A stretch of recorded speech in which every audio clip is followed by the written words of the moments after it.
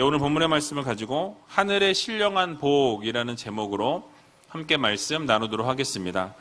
우리 옆에 계신 분들에게 오늘 이렇게 인사했으면 좋겠는데요. 하나님께서 주시는 복을 누리며 삽시다. 하나님께서 주시는 복을 누리며 삽시다. 여러분 그렇습니다. 하나님께서 주시는 복을 날마다 누리며 살아갈 수 있는 귀한 우리 제일교회 모든 성도님들이 다 되시길 주님의 이름으로 간절히 축원합니다.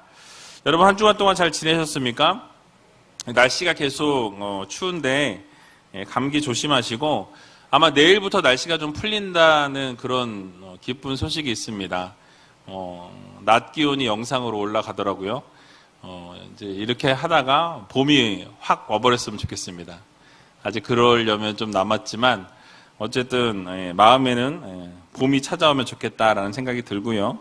또 코로나로 인해서 계속해서 어려움이 있습니다. 또 다시 확진자가 늘어나고 있는데요. 어쨌든 올해 안에 이 모든 상황들이 종식될 수 있도록 여러분 지속적으로 기도해 주시길 부탁을 드립니다. 오늘은 지난 시간에 이어서 예수 그리스도 안에서 우리에게 하늘의 신령한 복을 허락해 주셨다라는 말씀이 오늘 본문에 나와 있고요. 또 하나님께서 우리들을 선택하실 때, 여러분들을 선택하실 때 창세 전에 이미 하나님이 예정하시고 여러분을 선택하셨다라고 이렇게 말씀하고 있는 본문을 보게 됩니다.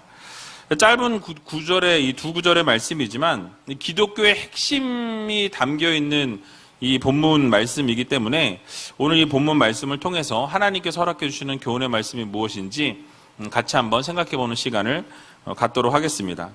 자, 먼저 3절 말씀인데요. 같이 한번 3절 말씀 읽어보도록 하겠습니다. 찬송하리로다 하나님 곧 우리 주 예수 그리스도의 아버지께서 그리스도 안에서 하늘에 속한 모든 신령한 복으로 우리에게 복 주시되 아멘. 자, 사도 바울은 하나님께서 이 하늘에 속한 모든 신령한 복으로 우리에게 복을 주신다라고 말씀하죠. 그런데 이 복을 주시는데 그 복을 주실 때 조건이 달려 있어요. 조건. 어떤 조건이 달려 있습니까? 그리스도 어디서? 안에서라는 조건이 붙어 있는 것을 보게 되죠. 그러니까 사도 바울이 이 표현을 아주 즐겨 사용했습니다. 이 그리스도 안에서, 주님 안에서, 예수 안에서 뭐 이런 단어를 자주 사용하는데요. 그의 서신서에 보면 160회 이상 이 그리스도 안에서라는 이 단어를 사용하고 있습니다. 또 에베소서 이 본문에서 1장에서 6장까지의 말씀에도 보면 36번 이상 사용하고 있는 것을 볼 수 있습니다. 자, 그렇다면 왜 사도 바울이 그리스도 안에서라는 이 표현을 즐겨서 사용했을까라는 것을 우리가 생각해 볼 필요가 있습니다. 왜 그런 표현을 사용했을까요? 그만큼 성도들은 그리스도 예수를 벗어나서는 아무것도 할 수 없다라는 전제를 깔고 있는 거예요. 즉 우리의 인생이 예수 그리스도 안에서만 의미가 있고 예수 그리스도 밖에서는 우리의 삶이 의미가 없다라는 것을 우리들에게 다시 한번 인지시키고 우리 마음 가운데 깊이 새겨주시기 위해서 이 사도 바울이 이 말을 지속적으로 사용했다라는 것을 생각해 볼 수 있습니다. 그것을 강조하고 있는 거예요. 그래서 여러분이 강조하고 있는 것처럼 날마다 예수 그리스도 안에서 의미 있는 삶을 살아가는 믿음의 성도님들이 다 되시기 바랍니다. 게다가 방금 읽은 본문에 보면 이 모든 복이 예수 그리스도를 통해서만이 우리가 누릴 수 있다라고 이렇게 말씀하고 있는데요. 그러니까 예수 그리스도 밖에서는 우리가 복을 누릴 수 없다라는 것이죠. 그러니까 기쁨을 누릴 수도 없고 예수 밖에서는 우리가 행복을 누릴 수도 없다라는 거예요. 그러니까 세상적인 기쁨이나 세상적인 행복은 잠시 잠깐의 만족과 잠시 잠깐의 즐거움을 줄 수는 있으나 그것이 오래가지 못한다라는 거죠. 그러나 예수 안에서 누리는 기쁨, 예수 안에서 누리는 행복, 예수 그리스도 안에서 주시는 이 복은 어떻습니까? 지속적으로 하나님께서 허락해 주시는 복이고 기쁨이요, 즐거움이요, 행복이다라는 것을 우리들에게 말씀해 주고 있는 것입니다. 그래서 우리가 예수 안에서만 참 행복을 누릴 수 있고요. 예수 그리스도 안에서 참 기쁨을 누릴 수 있고 예수 그리스도 안에서 참 자유를 만끽할 수 있다는 사실을 여러분들 모두 믿으시기 바랍니다. 여러분 그 이유와 근거가 무엇입니까? 다른 곳에서는 참 구원이 있습니까? 없습니까? 너무 질문이 어려운가요? 예수 그리스도 밖에서는 참 구원이 있습니까? 없습니까? 없어요. 오직 예수 그리스도 안에서만이 하나님의 구원이 우리에게 주어진다라는 것을 우리는 반드시 기억해야 할 것입니다. 그래서 사도행전 4장 12절에 보면 이렇게 말씀하고 있는 것을 보게 되죠. 같이 한번 읽어보도록 하겠습니다. 다른 이로서는 구원을 얻을 수 없나니 천하 인간의 구원을 얻을 만한 다른 이름을 우리에게 주신 일이 없음이니라 하였더라. 아멘. 그러니까 다른 이름을 우리에게 주신 일이 있다고 말씀합니까? 없다고 말씀합니까? 없다고 말씀하죠. 우리에게 구원받을 수 있는 유일한 길은 누굽니까? 예수 그리스도라는 거예요. 그래서 사도 바울이 그래서 예수 그리스도 안에서 계속 이 안에서를 강조하는 거예요. 왜냐? 예수 그리스도 안에서만이 우리가 구원을 얻고 생명을 누리게 되고 참 기쁨과 즐거움과 행복을 맛볼 수 있기 때문에 그래서 예수 안에서를 강조하고 있는 것입니다. 오직 예수 안에서만 가능하다는 거죠. 천하 인간에게 다른 이름을 주신 일도 없다라고 분명히 하나님이 말씀하고 계신 것이죠. 자, 그러면 구원을 우리가 어디서 얻을 수 있습니까? 오직 예수 그리스도로부터 예수 그리스도 안에서 우리는 구원을 얻는다라는 말씀이에요. 그래서 여러분, 예수 그리스도 외에 없으니 타협이 있을 수 있습니까? 없습니까? 타협이 있을 수 없어요. 여러분, 다른 길이 있습니까? 없습니까? 다른 길은 없습니다. There is no way예요. 오직 only Jesus. 오직 예수 그리스도. 오직 하나님의 아들. 예수 그리스도를 믿는 믿음으로 우리가 구원을 얻는다라는 것을 우리는 반드시 기억해야 할 것입니다. 예수 안에만 구원이 있다라는 것을 우리가 분명하게 믿고 확신하는 우리 제일교회 모든 성도님들이 다 되시기 바랍니다. 그래서 예수님께서도 뭐라고 말씀하시냐면요. 요한복음 14장 6절에서 동일하게 이렇게 말씀하시죠. 같이 한번 읽어보도록 하겠습니다.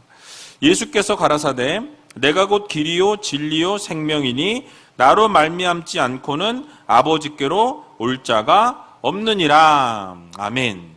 그러니까 하나님께서는 분명히 구원을 예수 그리스도 외에는 받을 방법이 없다. 하나님 앞에 나아갈 수 있는 방법이 예수 그리스도 외에 다른 이름을 주신 일이 없다라고 말씀하셨고 예수님께서는 직접 뭐라고 말씀하시죠? 내가 길이요 진리요 생명이니 아버지께로 나아갈 자가 없다라는 거예요.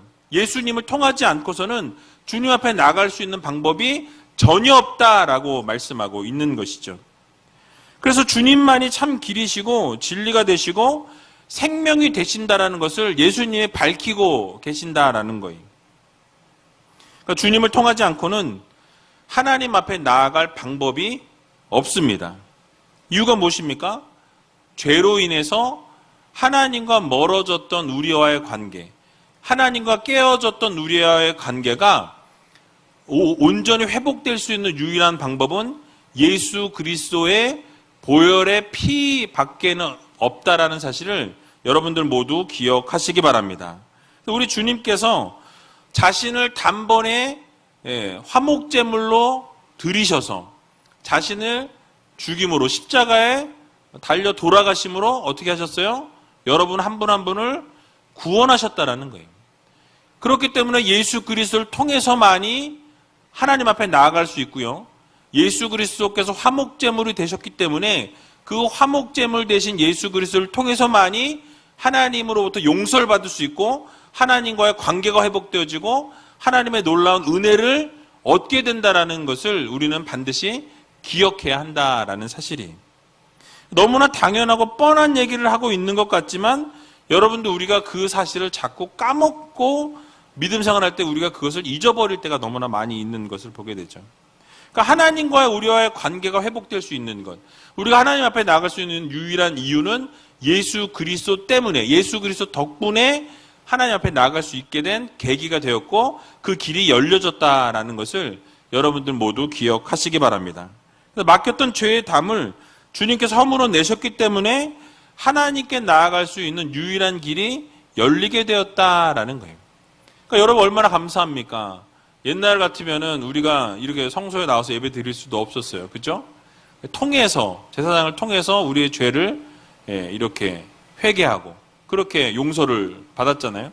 근데 이제는 어떻습니까? 우리가 죄를 짓거나 우리의 잘못이 있거나 하나님께 용서를 구하기 위해서, 회개하기 위해서 주님 앞에 나와서, 아니 또는 집에서, 여러분이 어느 자리에서든지 거룩한 곳에서 하나님 앞에 예배하고 기도하고 회개하고 돌이킬 수 있는 그러한 권세를, 그러한 능력을 여러분들에게 허락해 주셨다라는 사실이에요. 그래서 예수님께서 요한복음 10장 1절에서 또 동일하게 이렇게 말씀하십니다. 같이 한번 읽어보겠습니다. 내가 진실로 진실로 너희에게 이르노니 양의 우리의 문으로 들어가지 아니하고 다른 데로 넘어가는 자는 절도며 강도요. 아멘. 즉 양의 문이 되신다라고 이야기하죠. 예수님께서 양의 문이 되어주신다라고 말씀하죠. 예수 그리스도를 통하지 않고는 다른 데로 넘어가는, 이 양의 문이 되신 예수 그리스도를 통하지 않고, 통과하지 않고 다른 데를 통해서 가는 것은 절도고 강도라고 말씀하죠. 결국 무엇을 강조하고 있는 것입니까? 예수 그리스도를 통해서만이 회개할 수 있고 예수 그리스도를 통해서만이 구원을 얻게 되고 예수 그리스도를 통해서만이 하나님 앞에 나아갈 수 있다는 것을 우리 주님께서 명확하게 밝히고 계시는 것을 보게 되는 것입니다. 그러니까 왜냐하면 예수님만이 길이시기 때문에 그래요. 예수님만이 진리이시기 때문에 그렇습니다. 예수 그리스도만이 생명이시기 때문에 그렇다라는 거예요. 여러분 우리가 지식적으로 여기에서 아는 것은 아무 소용이 없어요. 여기서 알아야 돼요. 여기서. 이 마음속에서 주님이 나의 생명이시고 주님이 나의 구원이시고 주님이 나의 반석이시고 주님이 나의 길 되신다라는 것을 여기서 느끼고 여기서 깨닫고 여기서 그것을 받아들여서 하나님 앞에 우리가 진정으로 나가는 성도들이 되어야 한다는 사실이죠. 그러므로 우리는 반드시 기억해야 합니다. 오직 예수 안에 생명이 있고 예수 밖에는 생명이 없다.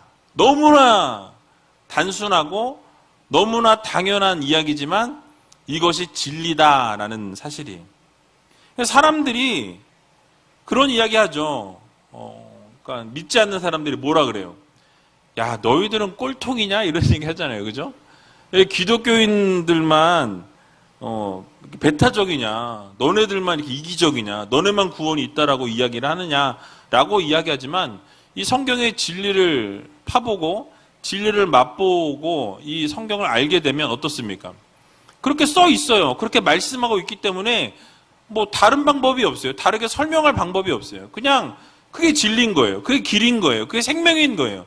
다른 것으로 바꾸고 다른 것으로 타협하고 다른 것으로 대체할 방법이 없습니다. 예수 그리스도밖에 없다라는 거예요. 예수 그리스도만이 생명이시고 예수 그리스도만이 우리의 죄를 용서하실 수 있고 우리를 구원하실 수 있는 분이 오직 예수 그리스도밖에 없다라는 거죠. 그래서 우리 길이요 진리요 생명 되신 예수님 때문에 우리가 구원 얻기 때문에 세상 가운데 있는 사람과 타협을 할래야 타협을 할 수가 없는 거예요. 그러므로 사랑하는 우리제일교회 성도 여러분, 우리는 언제나 예수님 안에서 생명을 누릴 수 있는 여러분들이 다 되시기 바랍니다.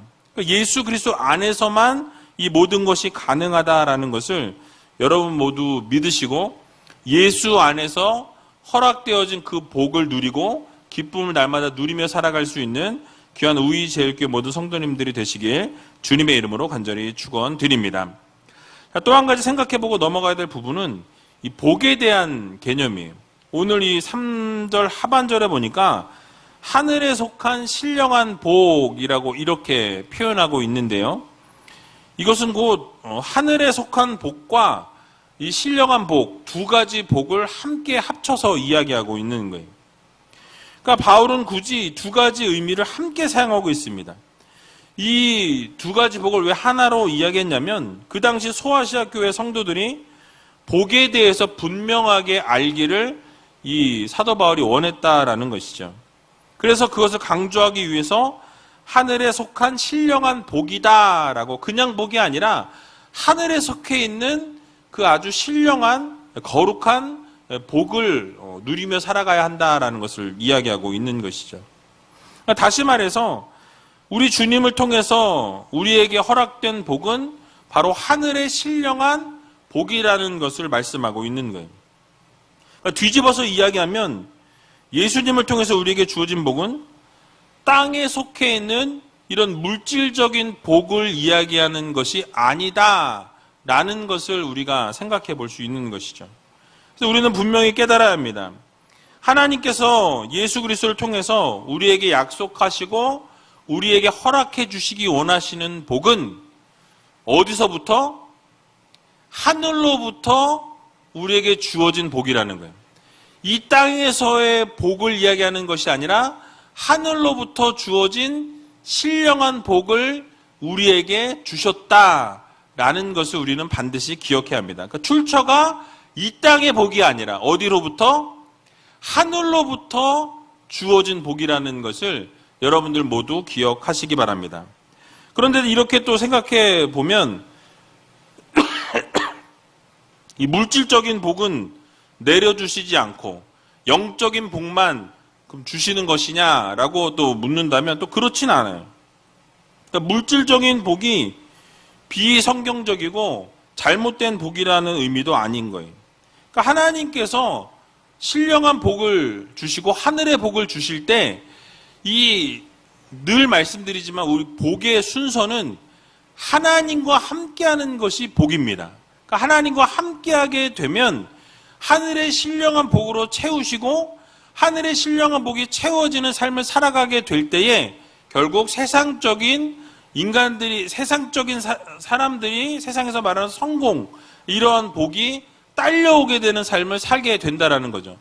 또 비단 이 세상 가운데서 복을 누리지 못할지라도 우리는 영원한 생명을 하나님으로부터 받았기 때문에 이 영원한 생명으로 그 모든 것이 다 덮여진다라는 거예요. 그러니까 혹시라도 이 세상에서 복을 누리지 못할지라도, 그런 얘기들 많이 하잖아요. 야, 너는 그렇게 예수 잘 믿고 열심히 교회 다니고 맨날 기도하고 새벽 기도하고 철학 기도하고 뭐 모든 예배 다 참석하는데 너는 왜 그 모양 그 꼴이냐, 이런 얘기만 하는 분들이 있어요. 그런데 여러분, 나중에 웃는 자가 누구인지 보십시오. 분명히 하나님께서 여러분들에게 하늘의 신령한 복으로 채우신다라는 것, 뿐만 아니라 세상의 성공과 복도 하나님께서 허락해 주신다라는 것, 여러분 분명히 저는 그렇게 믿습니다. 하나님이 원하시는 대로, 하나님이 말씀하시는 대로, 하나님이 기뻐하시는 삶을 우리가 살게 되면 이 하늘의 신령한 복뿐만 아니라 세상의 사람들이 말하는 성공, 그 복도 하나님이 허락해 주신다라는 거예요. 그러니까 여러분들, 이거는 절대로 틀리지 않는 하나님의 말씀이에요. 그러니까 여러분 이것을 꼭 기억하셔서 이 복의 개념이 정말로 하늘의 신령한 복이 먼저라는 것, 이것을 우리가 추구하고 이 복을 누리고 살아가는 성도들이 다 되시기 바랍니다. 그래서 사도 바울이 강조하고 있는 것은 예수님으로 말미암아서 이 복의 개념이 완전히 달라졌다라는 것을 이야기하고 있어요. 그러니까 인간들이 생각하지 못한, 이 세상 가운데 살아가고 있는 사람들이 생각하지 못한 복을 하나님께서 허락하시고 준비하고 계신다라는 것을 말씀하고 있는 것이죠. 하늘에 속한 신령한 복으로 복이 대체되었다라는 것을 알려주고 있는 것입니다. 그래서 인간적이고 물질적인 복이 아니라 신령하고 하나님께서 거룩한 그 복을 우리들에게 허락해 주신다라는 것을 말씀하고 있는 거예요. 그러니까 우리가 일반적으로 복이라고 이야기하면은 어떤 복을 생각합니까? 대개는 물질적인 복을 복이다라고 우리가 생각하죠. 그러니까 몸이 건강하다든지, 뭐 장수한다든지, 뭐 사업이 대박이 났다든지, 뭐 자녀들이 공부를 잘한다든지, 그래서 뭐 대학을 잘 가고 좋은 직장을 가고 뭐 좋은 회사에 입사하고 승진하고, 뭐 세상적인 어떤 성공, 사람들이 말하는 건 성공을 우리가 복이다라고 이야기하죠. 그것도 물론 복입니다. 그러나 이 성도들이 생각해야 될 복은 그것이 먼저가 아니라는 거예요. 그것은 딸려오는 부차적인 복이에요. 무엇이 먼저입니까? 하늘의 신령한 복. 예수 그리스도와 함께하는 복이 먼저다라는 것을 우리는 반드시 기억해야 한다라는 거죠. 그래서 여러분, 사실 이 세상에 살아가고 있고 물질에 묶여 살아가고 있는 사람들은 세상의 기준을 넘을 수가 없어요. 그 세상의 그 시각을 뛰어넘기가 어렵습니다. 이유가 무엇입니까? 그 세상에 매여서 살고 있기 때문에 그래요. 즉, 이 땅의 물질에 매여 있고 현세적인 것에 묶여서 살고 있기 때문에 이 땅의 모든 것이 그 인생의 중심이라는 거죠. 그러나 하나님을 믿는, 예수 그리스도를 섬기는 하나님의 귀한 자녀들의 그 기준은 이 세상의 것에 기준을 두지 않는다라는 것이죠. 여러분, 하나님께서 예수님을 통해 무엇을 주셨습니까? 하늘의 것들을 주셨다는 거예요. 신령한 것을 우리에게 주셨다라는 말씀이죠. 그래서 세상 사람들이 하늘의 것들을 상상할 수도 없고 상상할 수가 없죠. 왜냐하면 본 적이 없으니까, 느낀 적이 없어요. 깨달은 적이 없으니까, 받은 적이 없으니까 알질 못하는 거예요. 그러다 보니까 세상의 것을 놓칠 못하는 거죠. 꽉 붙들고 세상의 것만 붙들고 살아가는 것을 우리는 보게 되는 거예요. 그런데 여러분 어떻습니까? 더 좋은 것을 만나게 되면 그 이전에 좀 후진 거 어떻게 하죠? 그 후진 거 들고서 또 더 좋은 거 붙잡나요? 어떠십니까? 더 좋은 게 있어요. 근데 그걸 잡으려면은 이전 거는 내려놔야 이걸 붙잡을 수 있다 그러면 여러분 그거 붙들고서 그대로 세상의 거 붙들고 살겠습니까? 아니면 더 좋은 거 붙드시겠습니까? 더 좋은 거 붙드는 것이 당연한 거라고 저는 생각해요. 그래서 여러분 사도 바울이 강조하고 있는 것이 바로 이런 거예요. 하나님께서 허락해 주신 거룩한 복, 신령한 복을 우리에게 주셨기 때문에 그 복을 누리고 그 복을 붙들고 살아갈 것을 우리들에게 요구하고 계신다는 거예요.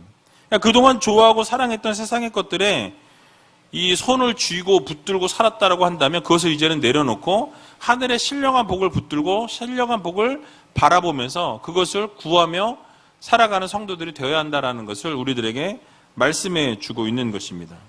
그래서 여러분 하늘의 신령한 것을 붙들고 기뻐하면서 그것을 소망하면서 감격하는 삶을 결국 살아가게 된다라는 것을 말씀하고 있는 거예요. 자, 그러면 여러분들의 삶을 한번 들여다보시기 바랍니다. 여러분의 삶은 어떠십니까? 현재 여러분 지금 그 마음, 나는 지금 어디에 중심을 두고 살아가는가? 세상적인 성공과 세상적인 것들의 기준을 두고 살아가는가?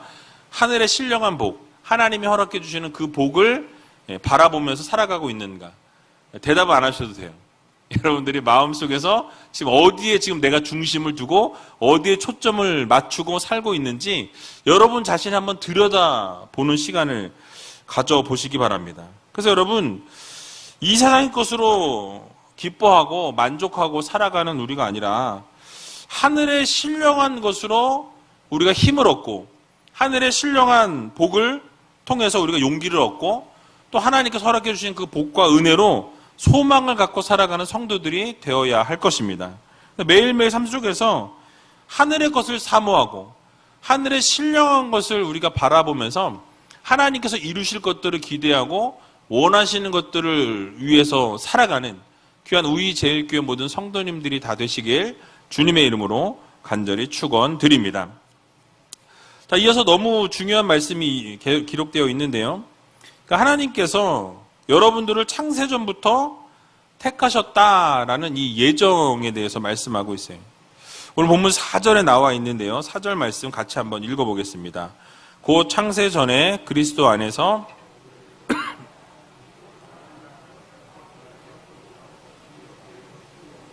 아멘.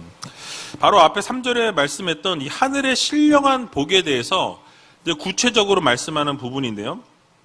바로 여러분 한 사람 한 사람 개인을 선택하시는 복, 그거를 여러분이 받았다라는 거예요.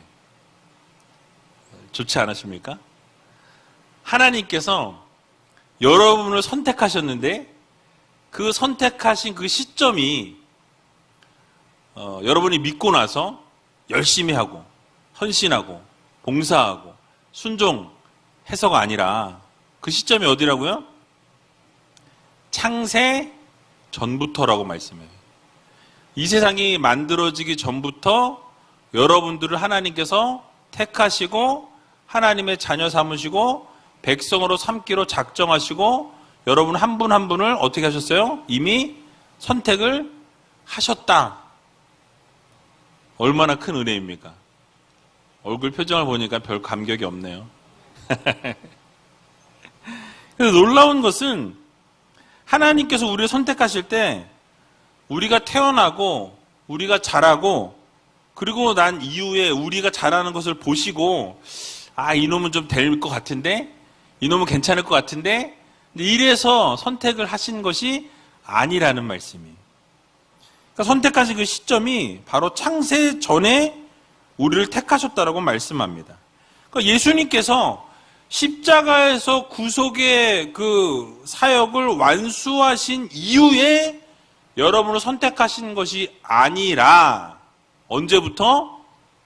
창세 전부터 여러분을 선택하셨다, 예정하셨다라고 말씀하고 있어요. 하나님의 자녀로 백성으로 부르시기로 하나님은 작정하시고 여러분을 선택 이미 하셨다.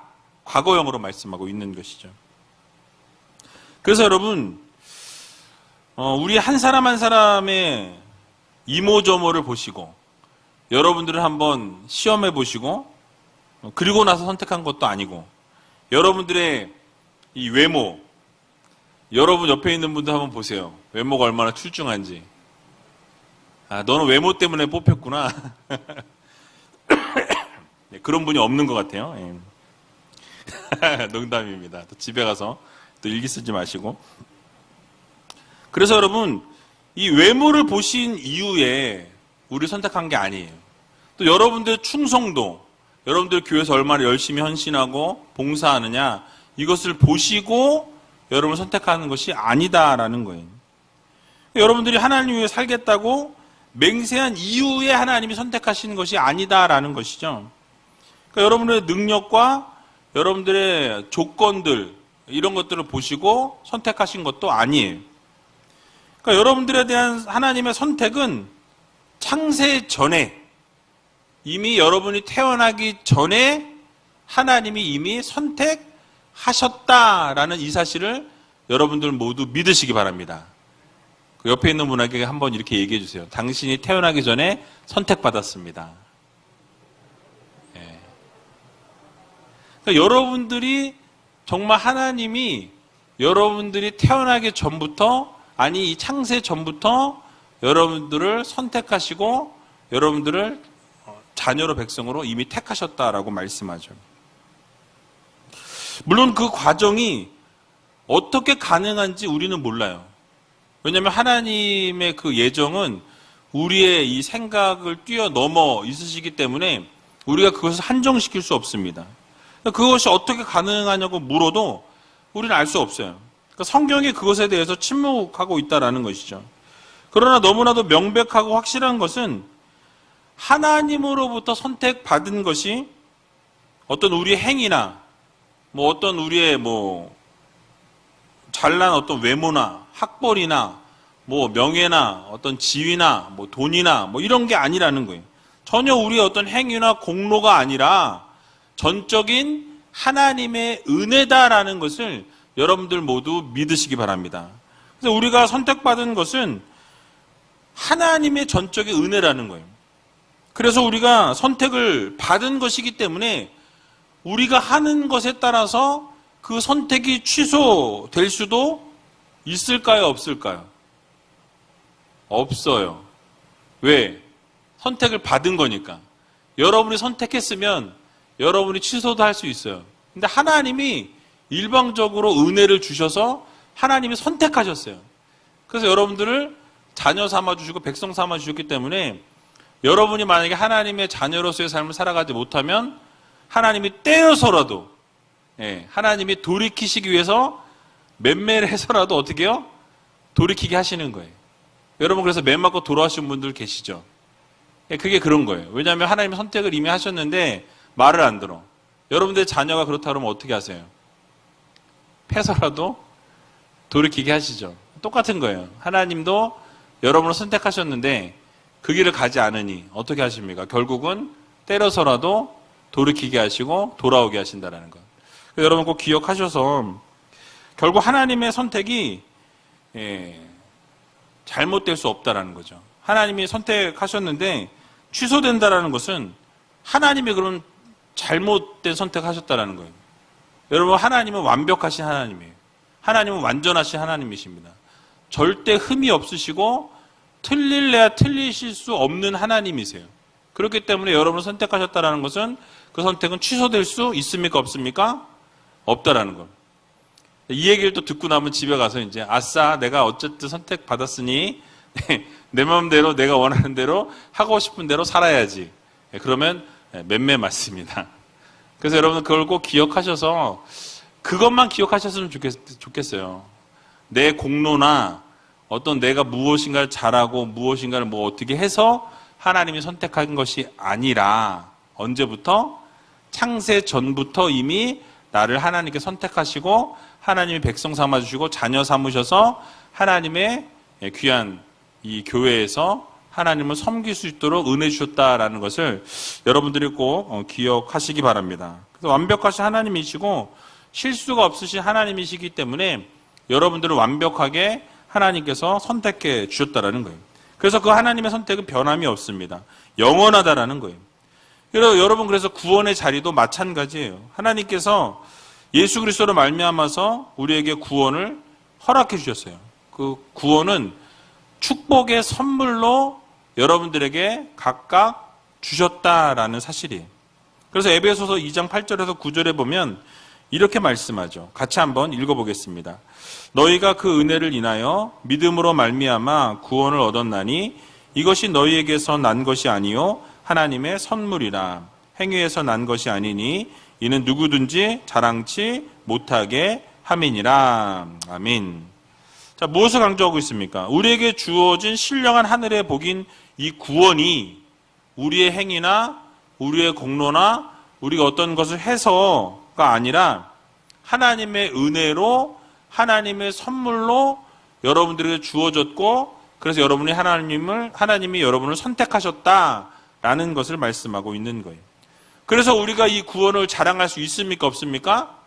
자랑할 수 없다라는 거예요. 왜요? 행위에서 난 것이 아니기 때문에 하나님의 전적인 주권에 의해서 하나님의 전적인 선택에 의해서 여러분들이 구원을 얻은 것이기 때문에 우리가 자랑할 수 없다라는 거예요. 교만할 수 없다라는 거예요.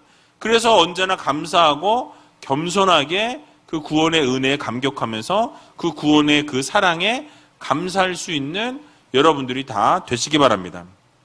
여러분 그렇습니다. 우리가 창세전부터 하나님으로부터 선택을 받은 것이 우리가 잘나서도 아니고 자주 말씀드렸지만 공로도 아니고 노력도 아니라는 것을 기억해야 합니다. 그러니까 여러분이 구원을 얻은 것은 하나님의 전적인 은혜요, 전적인 하나님의 선물이라는 거예요. 선물을 어떻게 하면 됩니까? 선물을 이렇게 주면 어떻게 하시면 돼요? 받으면 돼요, 그냥 받으시면 돼요. 하나님이 주신 선물이니까 아이고 감사합니다. 그리고 그냥 받으시면 되는 거예요. 감사한 마음을 대신 갖고 그 은혜를 갚기 위해서 우리가 하나님의 영광, 하나님의 나라를 위해 최선을 다하는 삶을 살아가는 성도로 살아가면 되는 것입니다. 그래서 우리의 구원의 근거는 하나님의 선택이라는 거예요. 하나님이 여러분을 선택하셨기 때문에 하나님이 구원을 주신 거예요. 예수 그리스도의 사랑에 있습니다. 그러니까 십자가에 달려 죽으시지 않았다면 우리는 영원한 생명을 얻을 수가 있었을까요? 없었을까요? 없었을 거예요. 그러나 주님께서 십자가에 달려 죽으심으로 말미암아서 우리에게 생명이 주어지게 됐고요. 구원이 주어지게 되었습니다. 이 사실을 믿는 모든 자들에게 하나님께서 은혜로, 선물로 여러분들에게 영원한 구원을 주셨다라는 사실이에요. 그러므로 우리 모두는 주신 은혜 감사하면서 날마다 우리의 생명을 구원하신 하나님께 감사하고 영광과 찬송과 존귀를 올려드리는 믿음의 성도님들이 다 되어야 할 것입니다. 그래서 믿어야 할 것은 창세 전에 여러분을 택하셨다. 그래서 신령한 하늘의 복으로 여러분들을 구원해 주셨다라는 것. 이 세상에선 절대로 줄 수 없는 영원한 생명을 하늘의 신령한 복으로 채워주셨다라는 이 사실을 여러분들 모두 믿으시고 하나님을 위해서 여러분들의 생명을 하나님 앞에 드리시고 죽을 때까지 하나님만 믿고 하나님만 섬기고 하나님께 봉사하고 하나님 앞에 온전한 삶 올려드릴 수 있는 귀한 우리 제일교회 모든 성도님들이 다 되시길 주님의 이름으로 간절히 축원드립니다.